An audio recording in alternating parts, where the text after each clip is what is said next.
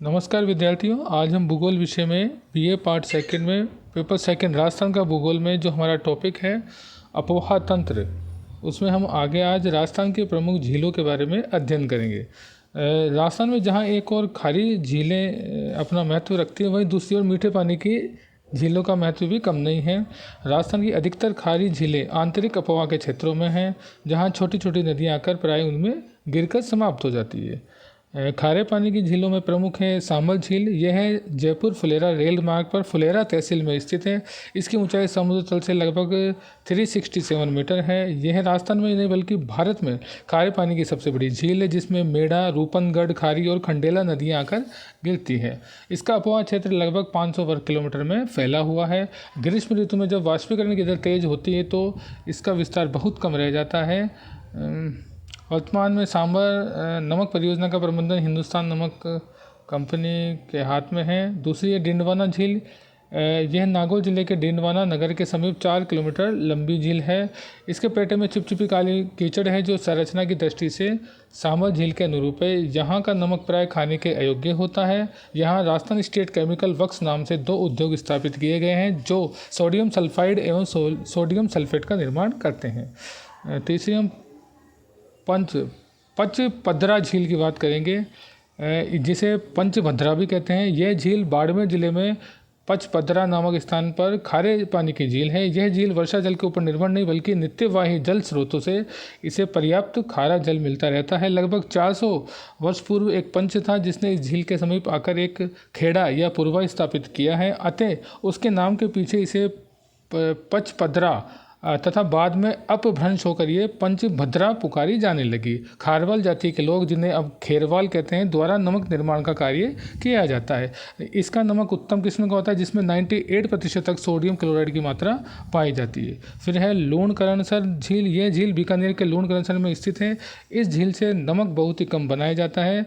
अन्य प्रमुख जो खारे पानी की झील हैं वो है फलोदी, कावोद, कोछोर और रेवासा।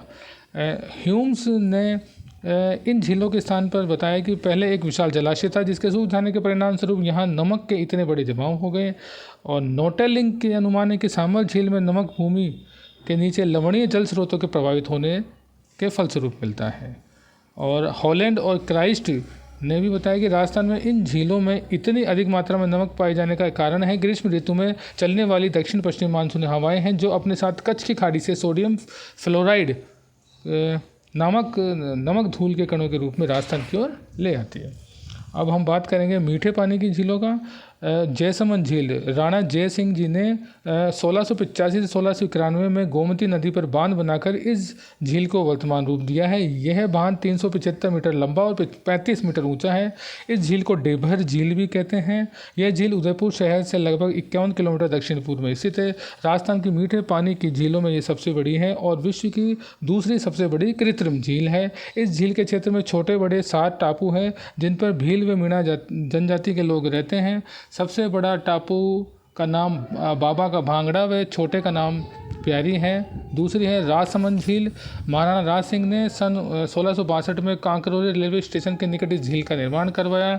इस झील का उत्तरी भाग नौ चौकी के नाम से प्रसिद्ध है, जहाँ संगमरमर के 25 शिलालेखों पर मेवाड़ के इतिहास संस्कृत भाषा में लिखा गया है। विश्व के सबसे बड़े शिलालेखों में से एक है, जिन्हें राज प्रशस्ति शिलालेख के नाम से भी जाना जाता है। पिछोला झील। 14वीं शताब्दी के अंत में राणा लाखा के शासन काल में एक बंजारे ने इस झील को बनवाया। बाद में राणा उदय सिंह द्वारा इसका जीर्णोद्धार करवाया गया। यह झील उदयपुर के पश्चिम में पिछोली गांव के किनारे पर स्थित होने के कारण पिछोला झील के नाम से जानी जाती है। आना सागर झील। यह झील अजमेर में एक सुंदर कृत्रिम झील है। इस झील को सम्राट पृथ्वीराज चौहान के पितामह आना जी ने सन 1137 के लगभग बनवाया था। इसके बाद सिलीसेट झील। यह झील अलवर से लगभग 12 किलोमीटर दूर तथा 10 वर्ग किलोमीटर क्षेत्र में फैली है। और इसके बाद कोलायत झील। बीकानेर से लगभग 48 किलोमीटर दूर कोलायत में ये झील स्थित है और कहा जाता है यहाँ कपिल मुनि का आश्रम था। इसके बाद पुष्कर झील। यह झील अजमेर से 11 किलोमीटर दूर पुष्कर में स्थित है। राजस्थान की सबसे प्राचीन, पवित्र व प्राकृतिक झील।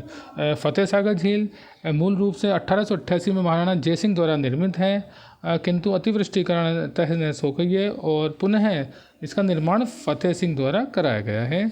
इसके बाद नक्की झील माउंट आबू में स्थित ये झील राजस्थान की सबसे ऊंची झील है। और इसके फाई सागर झील अजमेर में स्थित है। झील का निर्माण बाढ़ राहत परियोजना के अंतर्गत अंग्रेज इंजीनियर फाई द्वारा कराया गया।